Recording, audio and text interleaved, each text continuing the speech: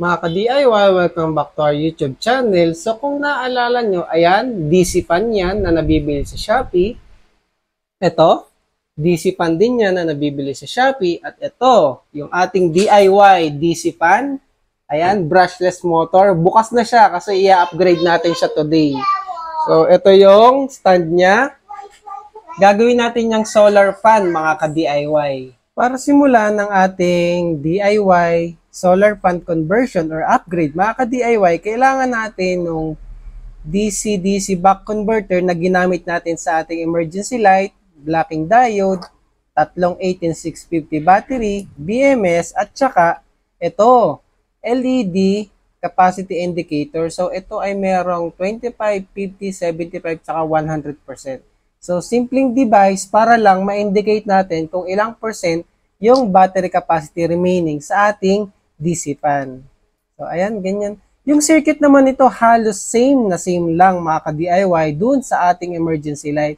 Ang kaibahan lang, sa halip na yung output natin ay sa ilaw, ikakabit natin yung output natin sa ating DC fan, mga ka-DIY.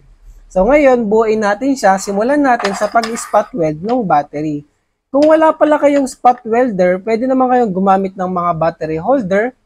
So basta meron kayong space na paglalagyan sa inyong DC fan, ng battery holder, so pwede yon. Pero yung isa sa pinakamadaling way, ito, ipapakita ko sa inyo mga ka-DIY, naka-spot weld tayo.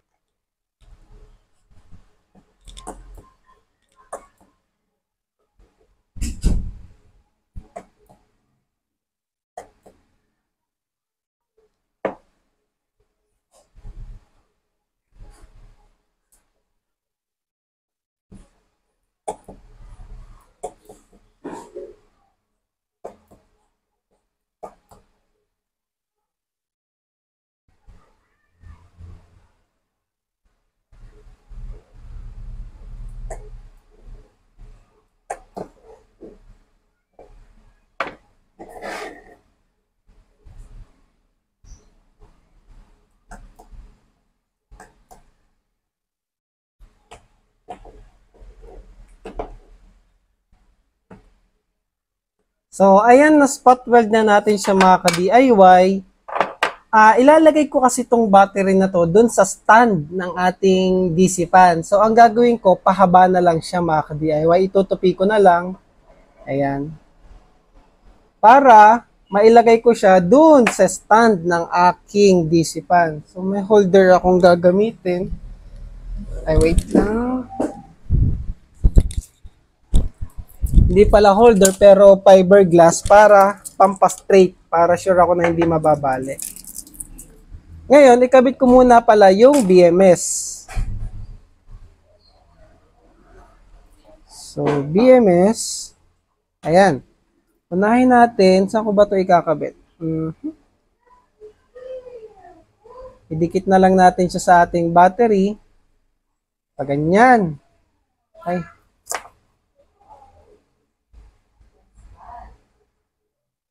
So, kapag interested pala kayo sa 18650 battery, meron kaming available niyan sa Shopee, mga ka-DIY. So, link nasa video description. So, marami naman na tayong tutorial paano magkabit ng BMS. Madali lang naman to mga ka-DIY. Kasi yung BMS naman natin may naka-indicate naman na 12.6, 8.4, 4.2. So, susundan nyo lang. So, 12.6, dyan nyo ikakabit yung main positive. So, ikakabit natin yan sa ating battery terminal. Ito yung pinakadulo kasi ito yung main positive.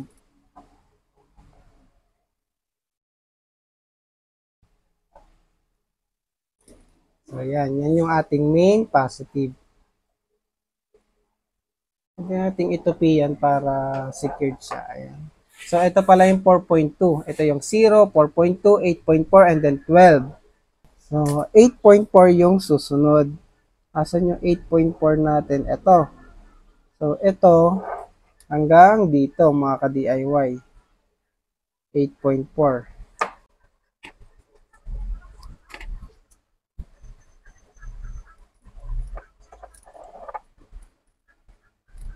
8.4.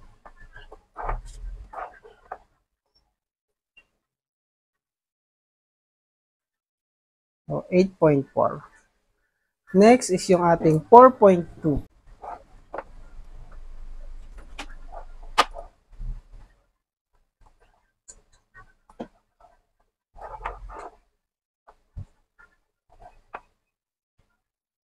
Ayan, 4.4 mga ka-DIY. And last but not the least, yung 0 volts, which is ito. 0 volts yan sa ating main negative. Medyo mas mahirap lang talaga magkabit ng ganito kapag vertical mga ka-DIY. Kesa yung lapad lang siya, mas madali magkabit ng BMS eh. So, okay lang naman. Kayang-kaya natin yan. Diskartehan nyo na lang din mga ka-DIY.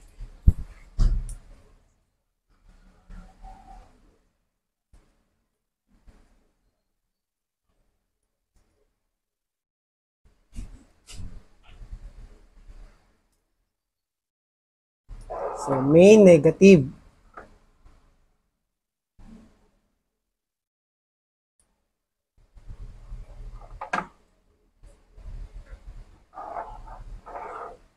Hop.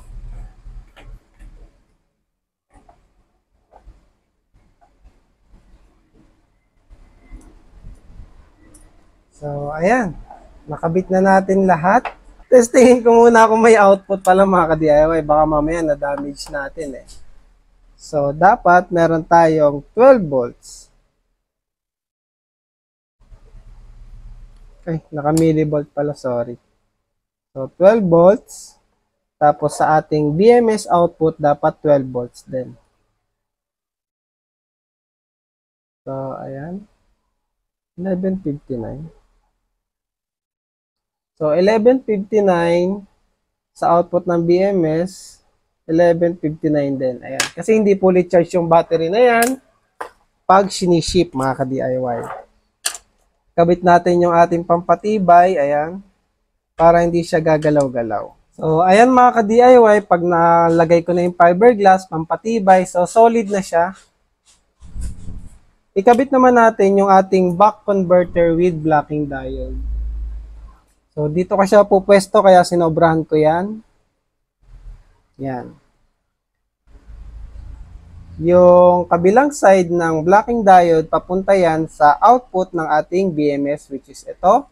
And then yung negative ay dito mga ka-DIY, sa negative output. So, tara, kabit natin. Negative muna.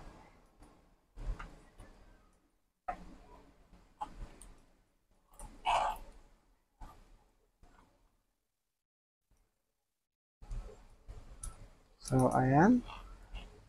Negative, and then yung positive naman.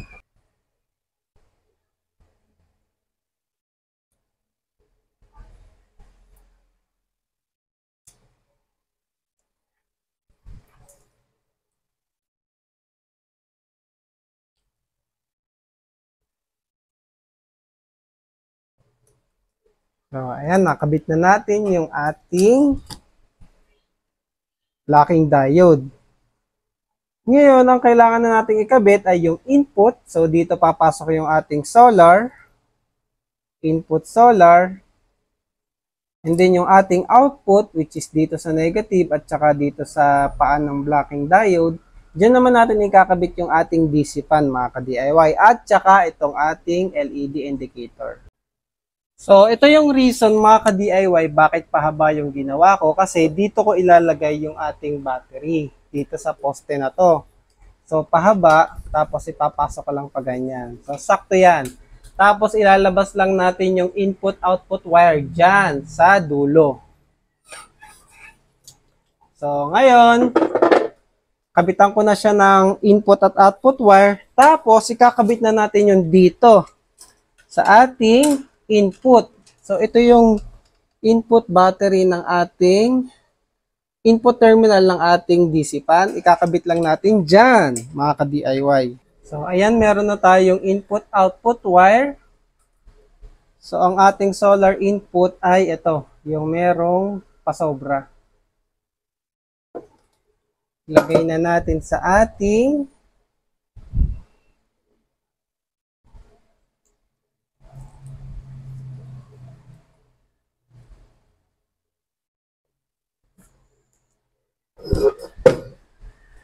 So, diskarte nyo na lang mga ka-DIY ha. Depende kasi sa style ng inyong fan. Ito kasi yung DIY DC fan ko lang na ginawa before. So, ito lang yung nakita kong space na pwede kong paglagyan sa kanya. Kaso, kailangan nga palang i-adjust yung output voltage ng ating buck converter kasi dapat 12.6. I-adjust ko muna pala to mga ka-DIY bago natin ipwesto. Once na-adjust nyo na yung output niya mga ka-DIY sa 12.6, so pwede na natin yung isalpak at ikabit sa ating DC fan.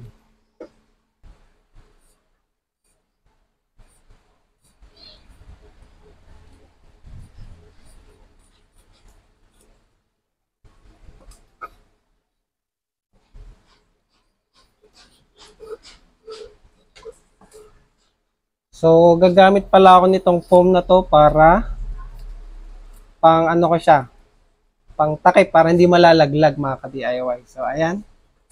Tapos, ito na siya. So, ito na yung ating solar input. So, nilagyan ko lang ng balloon. Tsaka itong ating output. Ngayon, kailangan ilusot natin to sa doon sa isang side ng ating fan. Kasi, ito. So, binutasan ko to mga ka-DIY kasi ito yung nakakabit dito. Ilulusot natin dyan. So, ayan na siya mga ka-DIY pag nailusot na natin dito sa may base niya. Meron na tayo ditong dalawang wire, isang input, which is ito, solar input, at saka yung output, ito, na ikakabit naman natin dito sa input ng ating DC fan. Ngayon, ikabit ko muna yung solar input. So, ito na yung gagamitin ko kasi ito yung available na meron ako. Tsaka sakto na siya dito, may butas na kasi ito eh. Yan, ito yung dating binutasan natin. Kasi parang masigit. Kailangan pa ata nating lakihan yung butas.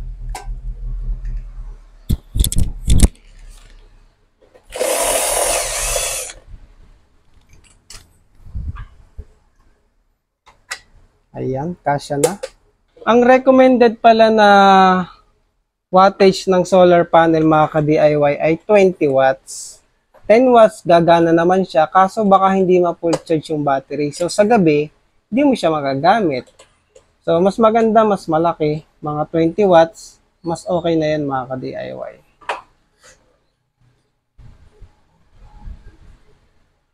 So, lagyan natin ng konting pasobra para in case may problema. So, may extra pa tayong wire. So, positive tong gitna, negative tong mahaba. Yan yung ating solar input.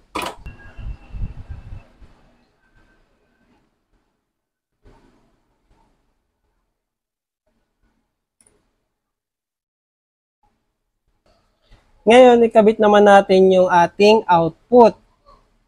So, dito. Dito mga ka-DIY.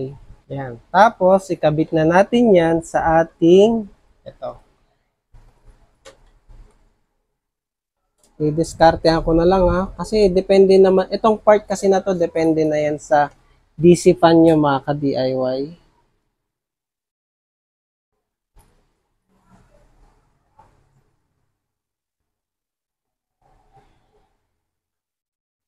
Ang tagal na nga pala nitong DC fan na to. Ito kasi yung brushless motor. So, nasira na yung iba kong brush motor. Ito, buhay na buhay pa rin mga ka-DIY. Iba din talaga yung brushless. Kasi mas matibay.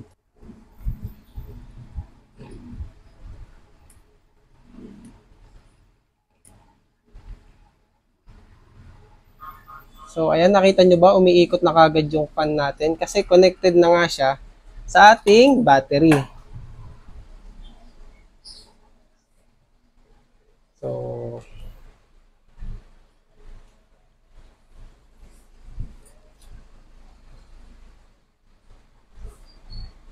So, buhayin natin. So, ayan, di ba? Nakatodo na yung fan na yan, mga ka-DIY. Gumagana na siya kagad gamit yung battery. As ito turn off ko, ayan. O, ayun. Mamamatay na yan. Medyo may delay lang kasi may problema na tong controller nito eh. Ayan o, medyo delayed yan. Pero namamatay naman yan. Pero good thing, so working yung ating battery, napapagana niya yung ating DC fan. O, ayun, astig. Ngayon, ikabit naman natin yung meter. So, ito. So, ilalagay ko na lang siguro to sa may bandang likod. Dito banda, sa may likod.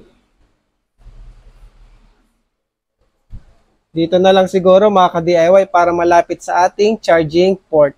So, magbubutas na lang tayo ng dadaanan ng ating wire.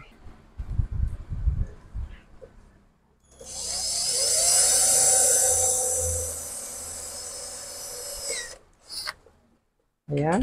Maliit na butas.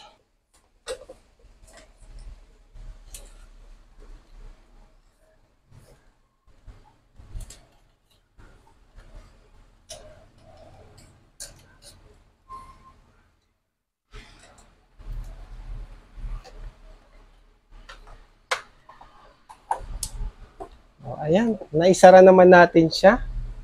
So, testing. Iikot ba? So, umiikot. Gumagana.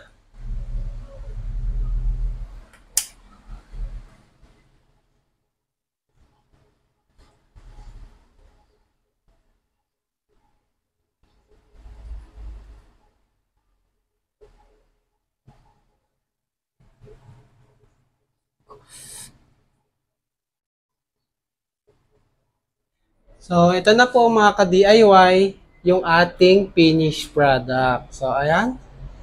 Ano na ba bang itsura ng likod niya? So, ayan siya mga ka-DIY. Pipindutin nyo lang to. So, makikita nyo na yung capacity indicator niya. So, nasa 75% kasi nga hindi fully charged yung ating battery. So, ayan. Tapos, dito natin isasaksak yung ating solar panel. So, ayan. Meron akong dalawang 10 watts na nakaparallel. So, 20 watts yon. So, sasaksak nyo lang dyan mga ka-DIY for charging. So, ayan. So, ganyan yung style niya kapag nag-charge siya mga ka-DIY. So, syempre, hindi natin makikita yon kasi syempre, nandito nga yung ating buck converter. So, ang magiging indicator mo na lang, dapat ma-fully charge siya, tumaas. So, pero pwede pala, no, dapat naglabas tayo ng LED indicator. Pero pwede na rin yun sa upgrade mga ka-DIY. So, testingin ulit natin kung gagana siya. So, ayan. Wireless yan ha. Hindi nakasaksak. So, gumagana yung ating DC fan via battery mga ka-DIY. So, ayos. Meron ka ng DIY solar fan. So, may mga nabibili naman sa Shopee, pero syempre yung presyo nun medyo mataas. Kung gusto nyo makatipid, at saka meron na kayong existing na DC fan, pwede nyo gawin tong upgrade na to mga ka-DIY para sa inyo. So, yun lang. Maraming salamat mga ka-DIY and thank you for watching.